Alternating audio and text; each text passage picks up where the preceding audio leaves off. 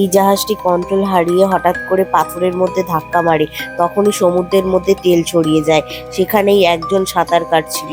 জলের মধ্যে এইরকম অবস্থা দেখে সে কোনো রকমে জল থেকে উঠে চলে আসে।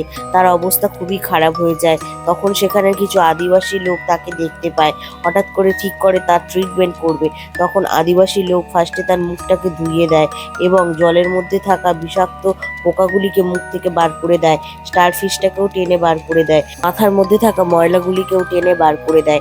এরপর একটি কাঁটা দিয়ে তার ফোলা ফোলা অংশগুলিকে ফুটো করে সেখানটাকে টিপে তার মধ্যে থাকা পুজ রক্তটাকে এইভাবে গেলে দেয় এবং একটি টিস্যুর সাহায্যে সেই নোংরাগুলিকে মুছে নেয় ভালো করে। এরপর একটি গাছগাছালি আয়ুর্বেদিক ওষুধ বানায়। সেই ওষুধটাকে পালকের সাহায্যে সেই স্টারফিশের ক্ষত অংশতে ভালো করে লাগিয়ে দিতে সেখান থেকে কয়েকটা পোকা বেরিয়ে আসে। সেই পোকাগুলিকে ফেলে দিতে ছেলেটি সম্পূর্ণ সুস্থ হয়ে ওঠে।